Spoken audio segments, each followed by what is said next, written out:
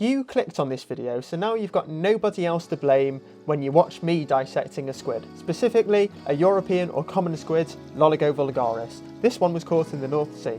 And there may be lots of videos on YouTube of people dissecting squid, but this is going to be the best one because I'm actually going to dissect 2 squid and then use the footage from both to show you whatever I want. So strap in, because we're going to get very squidly here.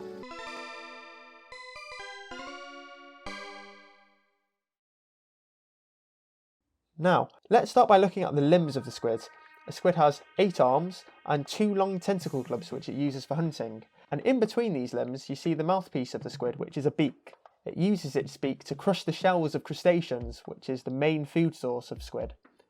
Then you can see the large eyes, because most squid hunt in dark conditions. A lot of them are nocturnal. And now we want to see the internal organs of the squid. So we need to take some scissors and cut open the mantle. The mantle is the thick muscle that makes up the body wall.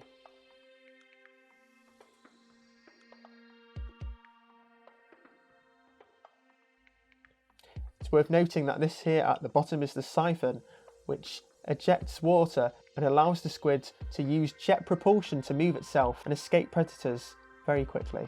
It can also move itself by using its fins. The fins also stabilise the squid during jet propulsion in much the same way that fins stabilise a rocket during liftoff. Right, we're inside, let's have a look. So the first thing I'm going to point out are the gills. A squid has 2 of them. Each gill has its own heart, known as a branchial heart. And these hearts connect up to a main heart which circulates blood around the entire body, called the systemic heart. Yes, squid have a total of 3 hearts, aren't they lucky? Now the first structure you're probably interested in is the ink sac, because that's what squid are known for. Often when a squid escapes, it will do so by squirting out ink in the water that it uses to jet propel itself. And this ink is horrible and sticky. You can see it's leaking out. Embryologically speaking, it's just an outpouching from the gut. So let's have a look at that gut. The gut of a squid is very simple.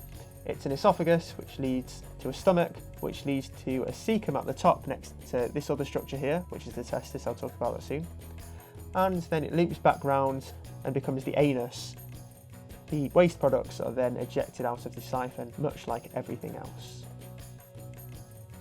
Let's have a look at the testis then.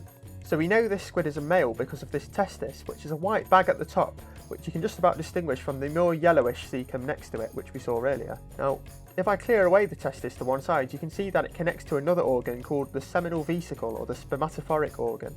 And if we look inside this organ, we can see these weird tubules. These are spermatophores, which are basically bags of sperm.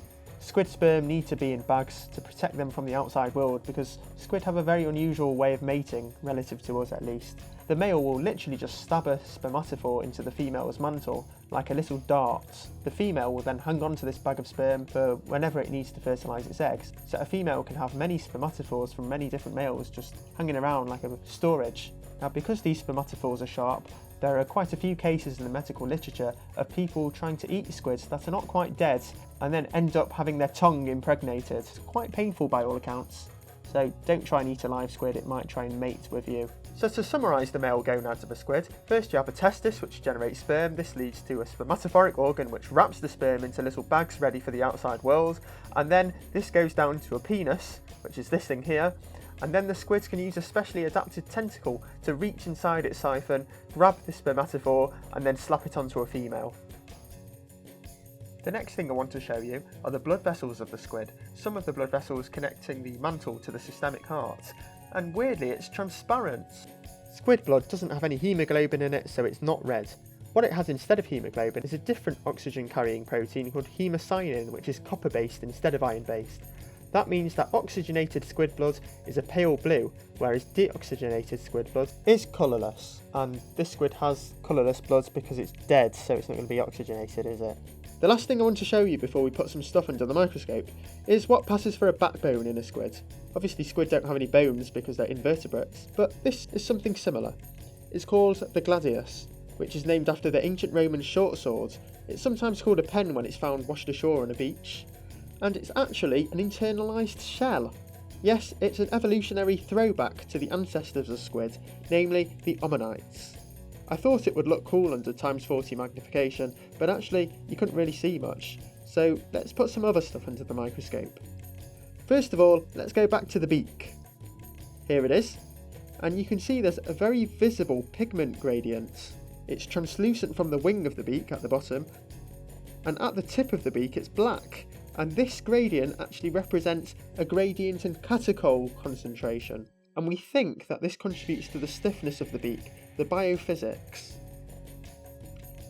Next up, we have the suckers on the tentacles of the squid, so let's have a quick look at that. You can see each sucker has tiny little teeth which help it grip its prey.